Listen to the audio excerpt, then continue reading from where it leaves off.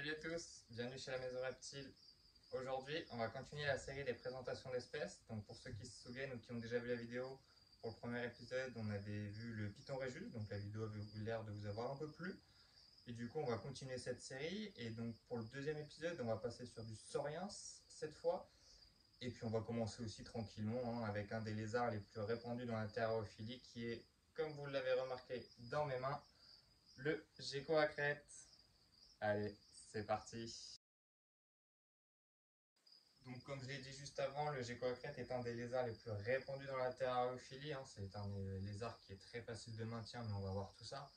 Donc, pour ceux qui ont déjà vu la vidéo où on avait créé ce terrarium de A à Z, vous savez qu'actuellement il y a ce couple à l'intérieur avec le mâle et la femelle. Et là, on a une deuxième femelle qui est un peu plus petite, qui a son propre terrarium actuellement, qui est prévue pour rejoindre ces deux-là dans ce terrarium-là et former du coup un trio dans ce grand terrarium. On verra aussi que la cohabitation n'est pas conseillée, mais on en parlera plus tard et je vous expliquerai notre choix à nous. Donc, depuis le début, j'emploie le nom gecko à crête, qui est le nom commun. Sinon, en nom scientifique, c'est le Corolophus ciliatus. Et il y a quelques années encore, on l'appelait le Rhacodactylus ciliatus. Je pense que je vais arrêter de les rattraper. Je vais les laisser se balader un petit peu tant qu'ils sautent pas et qu'ils font pas n'importe quoi, sinon je regarderai que un ou deux dans les mains. Mais du coup, le gecko à crête, c'est un lézard qui vit en Nouvelle-Calédonie, donc souvent dans les forêts tropicales, dans les endroits un peu humides et surtout en hauteur, parce que comme vous le voyez très bien, ça grimpe très facilement. Donc on les retrouve souvent dans les arbres perchés à quelques mètres de hauteur, en général 2-3 mètres. Là, ils bougent pas mal parce que je les ai pris en main et tout, mais sinon c'est surtout un lézard qui va être nocturne, donc qui va vivre la nuit. On va pas les voir bouger beaucoup la journée, ils vont souvent être cachés dans leur cachette. Ouais, vous avez vu, ça saute beaucoup, il faut avoir de très très bons réflexes avec eux. Bon, j'ai remis les deux autres dans leur terrarium, vous les verrez peut-être se balader un petit peu.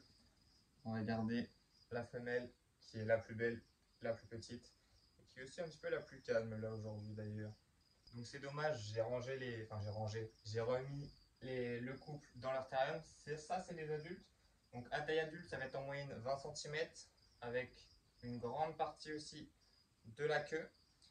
D'ailleurs, la queue est préhensible, mais ils sont capables d'autotomie et peut se détacher. Comme je ne sais pas si vous l'avez vu précédemment sur le mâle, qui ne repousse pas d'ailleurs chez cette espèce, c'est bien dommage. Ils ont une tête triangulaire et surtout, ils ont des petits cils qui partent de leurs yeux jusqu'à la fin de leur dos, d'où le nom Corolophus ciliatus pour les petits cils. Pour ceux qui n'ont jamais vu les geckos, ça peut même tenir à l'envers. Ça tient très bien sur le verre et sur de nombreuses parois. Et ça, c'est dû tout simplement aux petites lamelles adhésives qu'ils ont sous les pattes et au niveau de la queue. Bon, c'est très difficile à voir et je pense qu'il faudrait un vrai bon zoom pour le voir, donc je ne pourrais pas vous montrer ça. Mais si vous avez l'occasion de regarder, et puis ou de toucher même, ça se sent et du coup ça s'agrippe très très bien. C'est pour ça que ça tient, ça va pas tomber. Et ça peut tenir très facilement au verre ou à l'envers. Des fois dans les terrariums, on les retrouve à l'envers, à faire Tarzan, sous une coco en tenant que d'un ou deux bras avec la queue. Ils ont des positions vraiment impressionnantes grâce à ça. Et c'est ça qui est aussi top avec cette espèce et qui est très cool à regarder dans leur terrarium. Pour ce qui s'agit de la maintenance, alors vous allez entendre partout que c'est normalement un gecko pour un terrarium. C'est vrai, je le conseille aussi totalement, surtout pour les débutants. Après nous, comme je vous l'ai dit, pour l'instant, du coup, il y a un couple dans ce terrarium qui est aussi plus grand qu'un terrarium pour un seul gecko. Bientôt, il y en aura un trio. On attend que celle-ci grandisse un peu plus, que les plantes grandissent pour pouvoir fournir plus de cachettes. Du coup, nous, on le fait parce que déjà, on n'est plus vraiment des débutants, on a un peu de connaissances quand même. Et puis surtout, c'est de la surveillance, donc il faut vraiment surveiller. Il faut avoir les connaissances. Et si jamais on voit un problème, on a énormément de terrariums de secours dans l'atelier qu'on peut préparer très rapidement. Il y en a qui sont même déjà à moitié préparés. Donc si jamais on observe et qu'on voit qu'il y a un problème, on les séparera bien évidemment.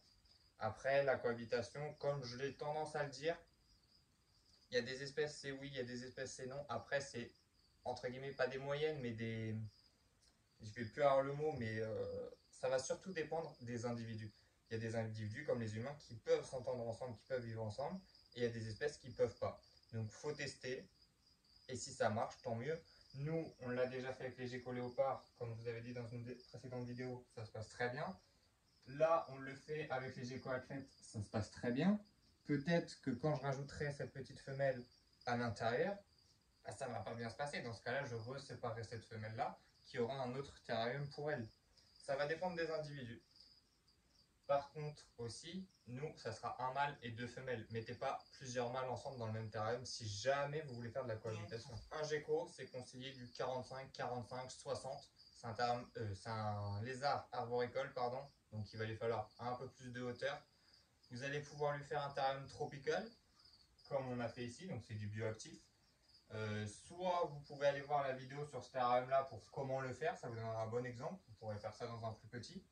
Soit sinon dans quelques temps je pense que je ferai carrément un tuto sur le terrarium bioactif. N'hésitez pas à me dire en commentaire si ça peut vous intéresser, avec comment le faire, par quoi commencer, pardon.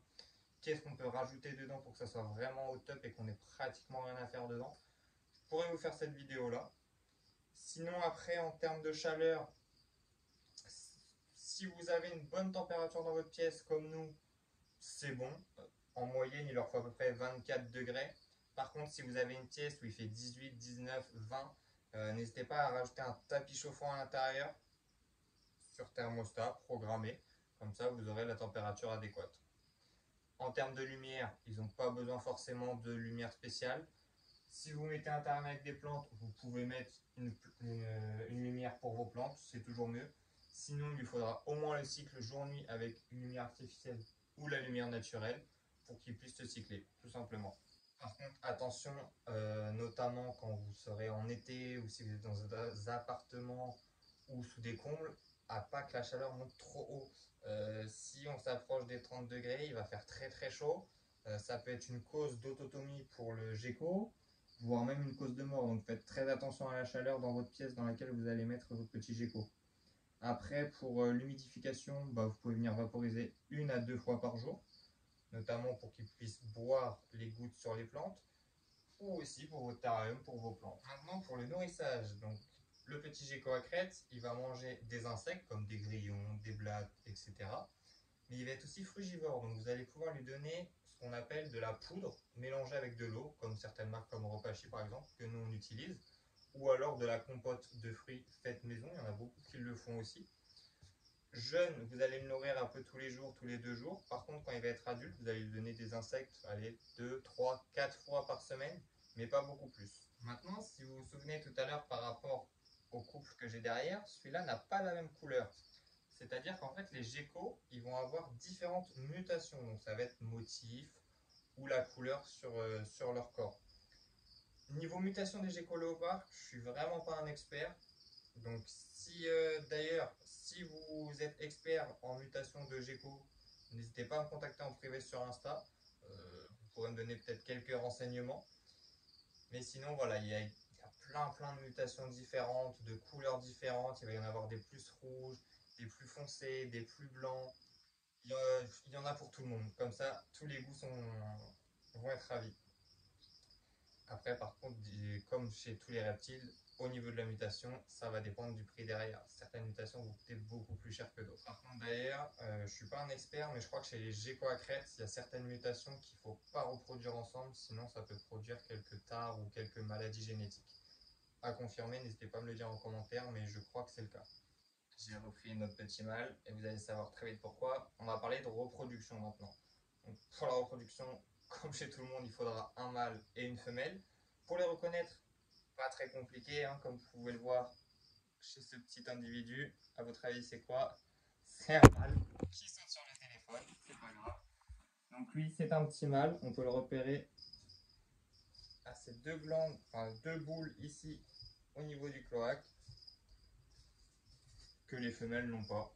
Chez cette espèce, c'est vraiment pas très compliqué, surtout avec des mâles bien prononcés comme ça. Et du coup, c'est ce que je vous disais tout à l'heure, hein. Lui, malheureusement, a perdu sa queue et elle ne le repoussera pas. Ça a très bien cicatrisé. Et maintenant, il vit très bien comme ça, hein. Ils peuvent très bien vivre. Même s'ils n'ont plus du coup la queue préhensible, ils s'accrochent très bien avec leurs 4 pattes. Il n'y a aucun problème pour ça. J'ai retrouvé le nom, ça s'appelle les poches hémipéniennes, du coup, ce qu'il a juste au niveau du cloaque, qu'on voit bien développé chez ce petit mâle. Du coup, après, bah, le mâle rencontre la femelle, ils se reproduisent. Et quelques temps après, la femelle va pouvoir pondre. Ils pondent 2 œufs à la fois. Et par contre, c'est une espèce qui fait de la rétention de sperme. Du coup, une fois que la femelle aura pondu une première fois, quelques temps après, elle va pouvoir repondre encore une fois, même si elle n'a pas revu le mâle.